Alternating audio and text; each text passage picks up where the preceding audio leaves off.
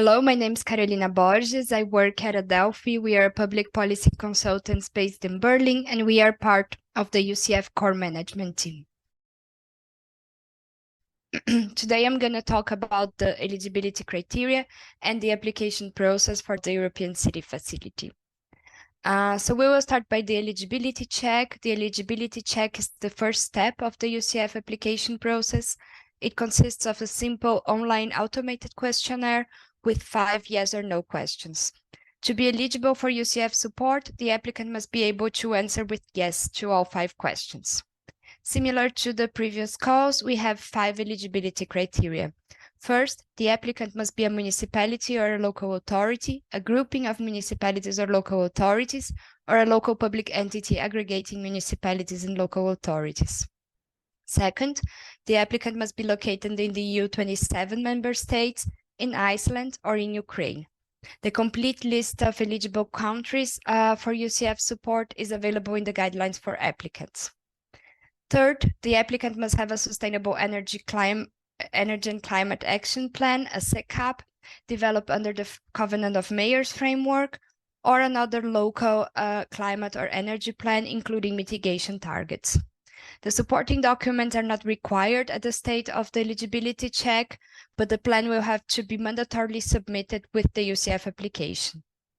The fourth criterion relates to the political commitment. The applicant must be able to provide a proof of political commitment to the development of the IC, and this will also be required to be submitted with the application in the next stage. And the fifth and last criterion, the applicant must commit to the UCF monitoring period of 2 years. The UCF monitoring period starts with the submission of the investment concept and lasts for 2 years. During this period, beneficiaries will be required to submit 2 monitoring forms, 1 per year. As mentioned, groupings of municipalities and local authorities are eligible to receive UCF support. Municipalities and local authorities can get together in a formal or in an informal group to apply for the UCF. In the application form, a lead applicant of the grouping must be identified. The SECAP or other climate or energy plan can be from the grouping as a whole or only from the lead applicant of the grouping. It is sufficient for the UCF application if only the lead applicant has a SECAP or other climate or energy plan with mitigation targets. The lead applicant will also be responsible for preparing the letter of political commitment to the UCF application. For grouping applications, it is particularly important that the relations among the involved municipalities are clearly described in the application form. If selected, the grouping as a whole will receive the UCF grant and the lead applicant will sign the grant agreement with the UCF.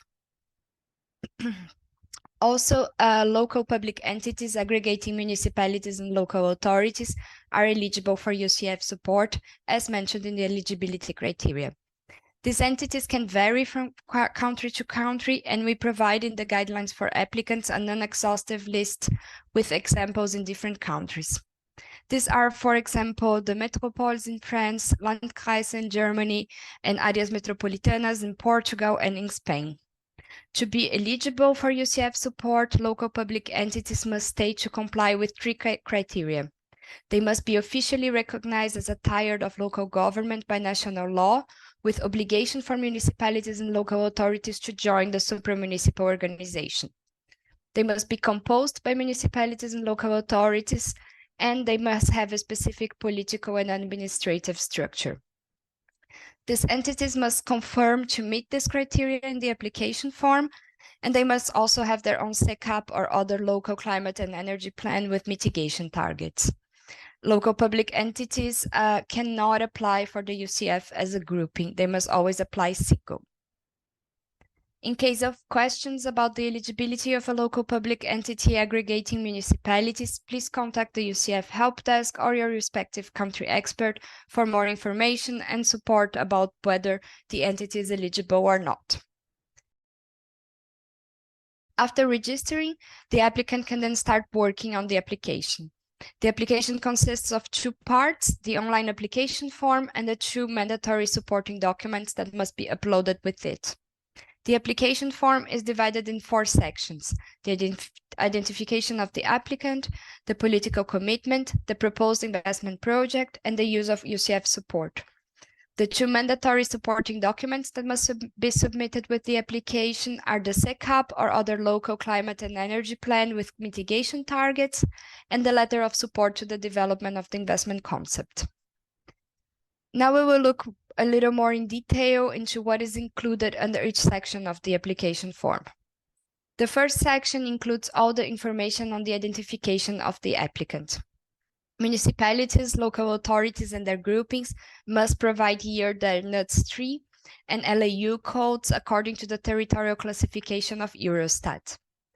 Local public entities aggregating municipalities and local authorities do not have an LAU code, so they are required to provide their NUTS 3 code of the region and their tax identification number.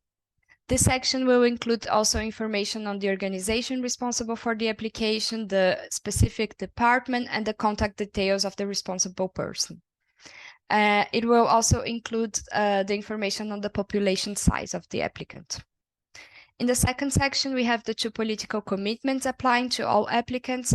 First, to mitigation targets, and here the SECAP or other local climate and energy plan must be uploaded, and some information about it and about the targets it includes must be provided. Second, this section includes also the upload area for the letter of support.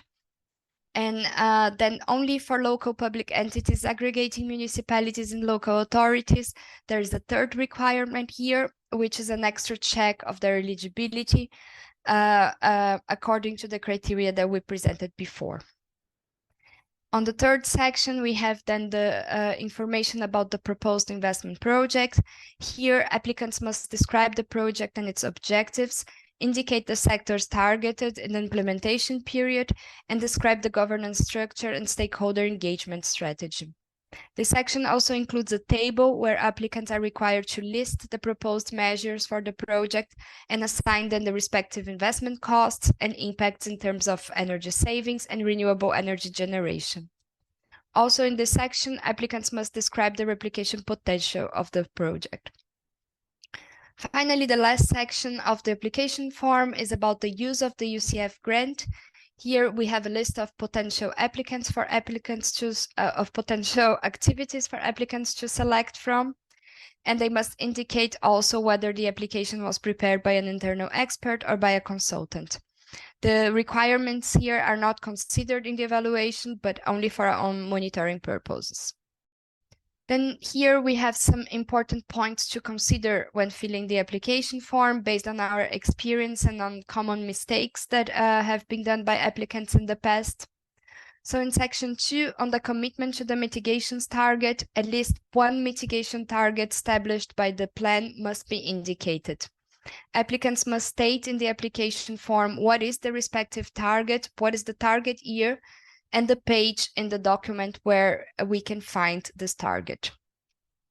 As mentioned, the expected investments and impacts of the project are summarized per measure in a table, and the total investment size and total impacts are calculated automatically from the components of the table.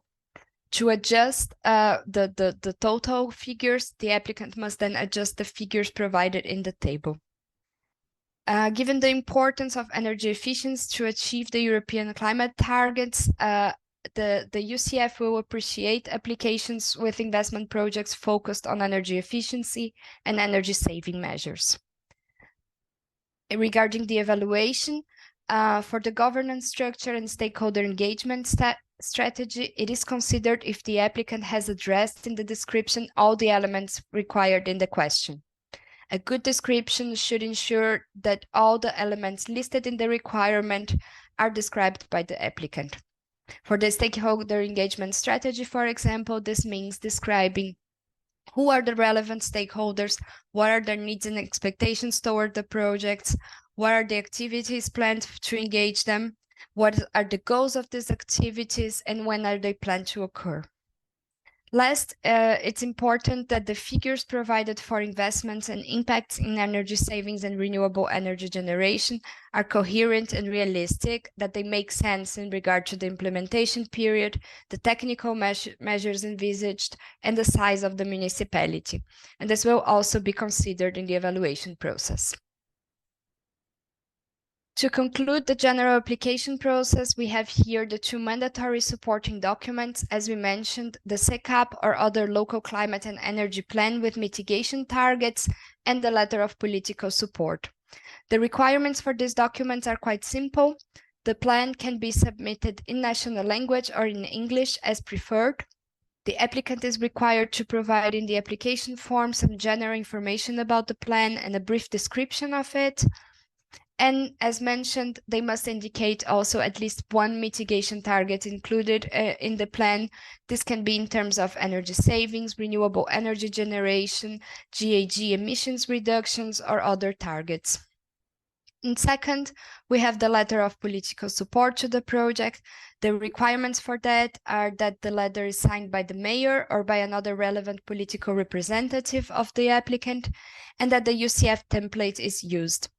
We provide a template for drafting this letter, which is available for download in the EUCF website, and letters that are not using this template in the application will not be considered.